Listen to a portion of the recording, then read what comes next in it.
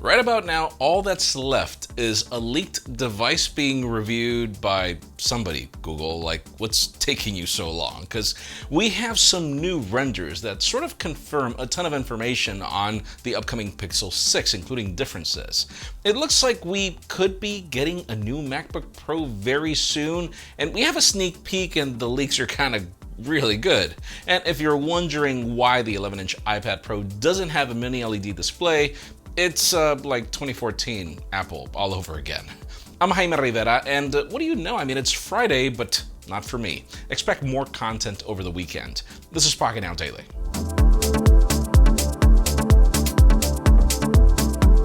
You know the way it goes. Let's end the week like we always do with deals, and don't forget you can just skip this segment with the time codes that, probably if you already shop too much.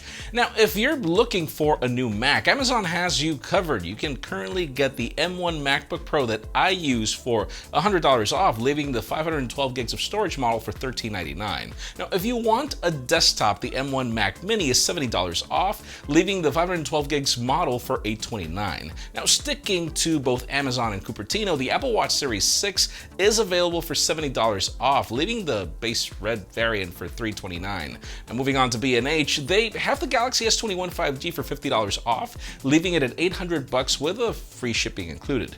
Now finally, if you're looking for an Ultrabook, the MSI Prestige 14 is $200 off on Amazon, leaving the Intel Core i5 model for $999. We have more deals on JLab microphones, HP Chromebooks, Apple Watches, and more in the description.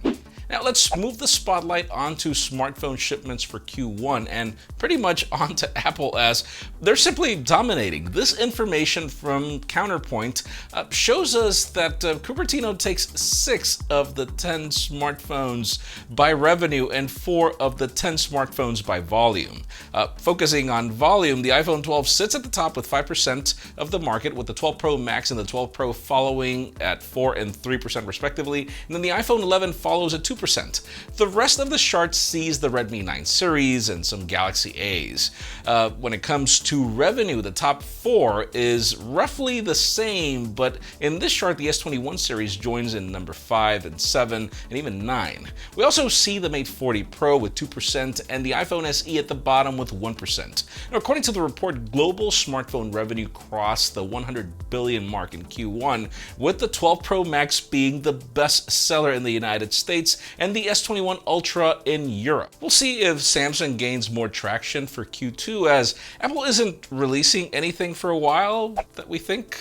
Now, sticking to Cupertino pretty much for the rest of the show until we get to the hottest news, let's discuss iPads. At their spring-loaded event, we got the M1 iPad Pro refresh, but we were expecting both of them to bring mini LED displays, and only the 12.9-inch got the upgrade with the Liquid Retina XDR display.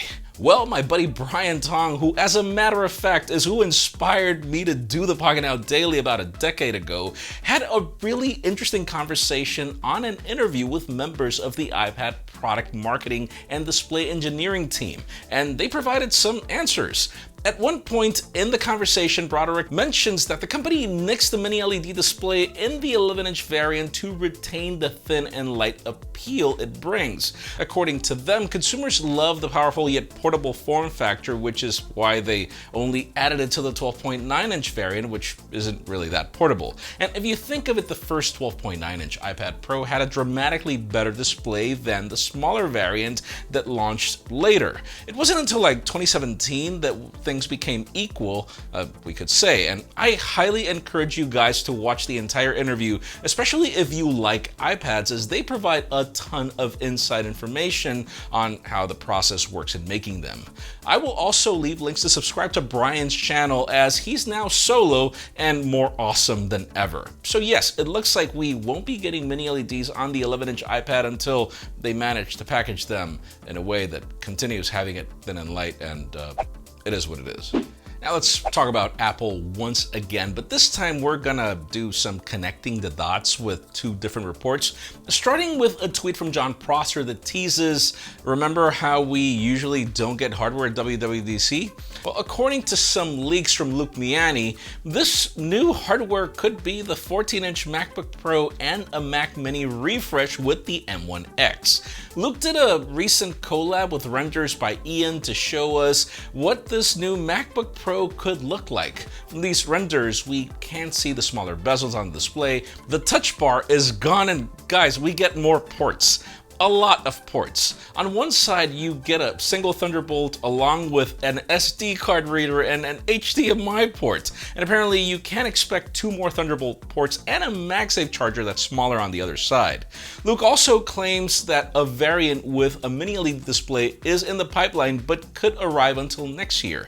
Apparently Apple plans to keep the current price tags as well, even with all of the upgrades and the M1X. We'll see if this is what we get at WWDC, or if the hardware processor was teasing is simply the M1X and not the entire computer, which could appear, I don't know. It's just weird. We'll keep you posted. And finally, for the hottest news today, let's talk about the gift that keeps on giving, the Google Pixel 6.